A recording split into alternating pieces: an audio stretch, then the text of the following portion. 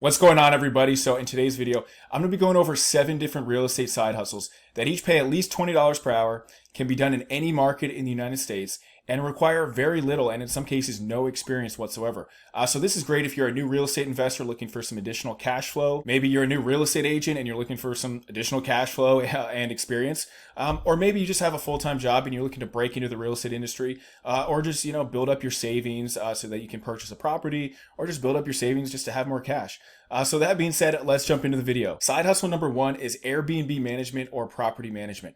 Anyone that has a rental property is always looking for a good property manager. And sometimes these property management companies, they don't exactly have the best reputation. So they might be charging like thousands and thousands of dollars to manage a few properties. They might be charging extra, for repairs and things like that. So if you're like a diligent, hardworking, honest type of person, you can approach different real estate agents, different real estate investors, and start taking on the management of some of these properties. Now, you wouldn't want to just go take on a 100-unit portfolio just right off the bat, because that would probably be out of your experience level. However, most real estate investors or real estate agents or different people, they might have like 1, 2, 3, or 4 different rental properties kind of spread out across the city. So you can make some type of proposition where maybe you undercut the price of the other property management company, charge them, let's say $500 a month, or maybe, maybe even less than that. Usually with property management fees, you want to be at about 10% of the gross monthly rent. And the thing with property management companies too, like if it's just you're not going to have any overhead. So maybe you could charge a little bit less and still have, a pretty good, net profit at the end of each month. Now, the thing with Airbnb management, obviously a lot of people are doing Airbnb as well. That's obviously going to be a lot more management intensive than just like a rental property. So you're going to have to factor in your fees. Look at what other Airbnb property management companies charge, maybe charge a little bit less. And then again, don't take on more than you can handle. But if you do a good job, they're going to refer you to other people. And the owners of these properties might also have you take on additional tasks if you do a good job with the management, and if you work hard and be honest and everything like that.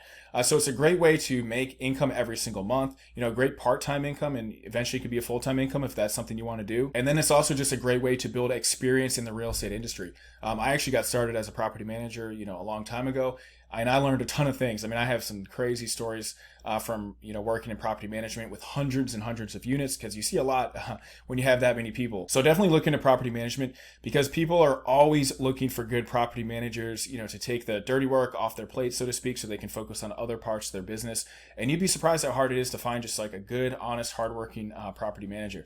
So that being said, let's get into side hustle number 2, which is content creator. So every real estate professional, whether you're a real estate investor, real estate agent, whatever type of real estate professional you are, everybody knows that you should be doing content creation in the form of, your website, blogs, email marketing, writing different articles, staying in touch with people, different things like that. However, most real estate professionals are either too lazy, maybe they have too much going on, or maybe they just don't want to actually write the content for their website or for their email marketing. So if you like writing, if you're good at writing, or even if you don't really have that much experience, but you're willing to learn and you're willing to work hard and do the proper research, you can start creating content for different real estate agents, real estate investors, maybe title companies, just to talk about different parts of the real estate process. And the great thing about content creation is that you don't need to be an expert necessarily in real estate investing, real estate agencies, whatever it may be. All the information is out there. You just would need to do the research and create the article, come up with an outline and then create an article. And these articles don't need to be like 10,000 words or anything crazy like that, but just write like simple articles about real estate. I can guarantee you, every real estate professional out there is looking for a content creator. If you approach them, maybe you could do one article for free, see how they like working with you. And then you could, scale up the budget from there. And similar to property management, if you do a good job creating articles, the person is going to give you additional work, additional projects. Maybe it's more writing, maybe it's other projects related to real estate. So it's a great way to just get into the business. And not only that, if they don't have more projects for you, they're probably going to refer you to other people that need content creation in the real estate industry. So overall, it's just a great way to make additional income. And it's obviously a very flexible job. You could write content from anywhere. You could be on vacation. You could be in your apartment. You could be at Starbucks, wherever it is. And honestly, if you're a good content creator and that's something you're passionate about, drop me a comment below, because I'm always looking for good content creators. Next up, we have social media management. So similar to content creation, most real estate investors, most real estate agents are very bad at social media. There's a few that are amazing, but I say 95% of real estate investors and real estate agents do not have their social media optimized in any way, including myself. I could actually use some help in social media as well. So if you offer different real estate investors and real estate agents, a service where maybe it's a monthly fee to optimize their Instagram, maybe Facebook pages, YouTube, different things like that, I can guarantee you there's going to be people more than willing to pay you just to take that off their plate. A lot of agents and investors just get frustrated with social media. They don't really know how to use it. They know it's a big thing, but they're just not experts in it. So, you can essentially start working for them and build up a portfolio of clients, essentially. I know many social media marketers that, started with their first client, probably at a pretty low price, built experience, got results for their client, expanded to new clients, eventually got better at social media, increased their prices. I mean, you can make your entire business social media for real estate professionals and real estate companies and things like that. There's a huge potential for that because most people just don't have it optimized, and they know they need to have it optimized, and they're willing to pay, $100, $200, $500, $1,000, $2,000 per month just to manage their social media accounts. Side hustle number 4 is hosting open houses for different real estate agents. So most real estate agents are completely overworked. If they're a good real estate agent, they're working 8 days a week. They might not even have an assistant. Maybe they have a team, maybe they don't. But real estate agents, I can guarantee you, are looking for people to host open houses for them. And I used to get these emails all the time where they pay like basically $50 an hour. So basically like $150 to host an open house, on a Sunday, because real estate agents, they're busy. They have 3 or 4 clients. They don't have time to just sit at a house for, 3 or 4 hours. So if you have time, you can take this off their plate. Now, obviously, you do need a real estate license for this. I mean, a real estate license is very easy to get and very inexpensive, so I would recommend that you get one. But you can build up a bunch of different clients, a bunch of different real estate agents that you work with, or maybe just host their open houses. And this is a great way to build clients, build experience, make some extra cash. And this is great, especially if you're a real estate agent, but even if you're a real estate investor as well, you can still make some extra cash and gain some experience and meet some new people. And, when you're getting started as a new real estate agent, new real estate investor, you want to stay as busy as possible, ideally getting paid.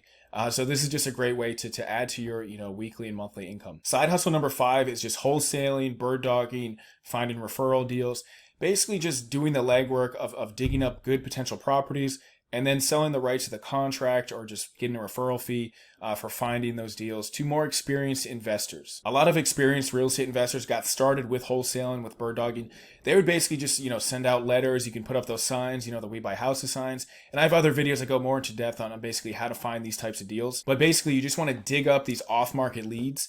And most leads are not going to want to sell at a discount. But if you find 10 or maybe even just 20 leads, I can guarantee you there's going to be some good potential deals in there. You might not get one under contract, but you're going to see some good potential. Maybe another investor gets to it before you, or maybe something happens. But, getting 10 or 25 leads that are off market offers a ton of value, for yourself, because you can eventually purchase those once you have more experience. But also, most investors don't want to actually do the work of finding the deals. They just want to sit back, search the MLS, or just get a referral from a friend and that type of thing. So if you're actually out there sending direct mail, door knocking, bandit signs, doing online marketing, digging up these leads, you can make a lot of money doing that. I mean, some people, that's their full-time thing. So definitely something to look into. Side hustle number 6 is investing in REITs or real estate crowdfunding sites. Now, I know if you're watching this video, it's not like you just have millions of dollars just sitting around that you can invest in these sites. However, you can invest as little as $500 into REITs or crowdfunding real estate websites, and you can get your first taste of passive income. And I love passive income. It's almost like a game to me. I remember when I was getting started, I made my first $10 per month online. And I thought that was the coolest thing in the world. And I just wanted to build on that. Then I got to $100 per month online, then $500, then $1,000, then $2,000, and on and on and on. And I'm trying to build it to $100,000 per month in passive income. I might not get there, but it's just a fun goal. And obviously it's going to help you out tremendously financially if you just have passive income streams coming in every single month. Side hustle number 7 is being a handyman to different real estate investors and real estate agents. And I can tell you they are always looking for good handymen for different types of jobs. With different rental properties, there's always going to be some repair that needs to be done, or maybe painting or junk removal, or just different things like that. So real estate investors are always looking for that. And then real estate agents, on like final walkthroughs, sometimes there's different issues. Sometimes there's like minor types of repairs that might not require a licensed contractor to do them. And so you can come in and offer handyman services. And the same thing with all of these services. If you do a good job for one person, they're going to refer you and refer you some more. And then you can increase your prices, and then you can make an entire business out of it. And then eventually, if you want, you can, apply for your contractor's license, which, by the way, is not too difficult to pass. I've looked at the test before, or at least looked at the study guide. It's not the most difficult thing in the world. So if you're more of like a handyman type of person, this could be a great opportunity for you.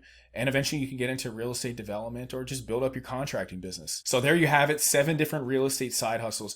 And if you offer any of these services, I would love to get in contact with you or see if it's a good fit to work together. So definitely drop your contact information in the comment section below, or just reach out to me on Instagram or on my website or someplace like that. So thanks again for watching. Please like this video, please subscribe, and I'll see you in the next one. All right, bye.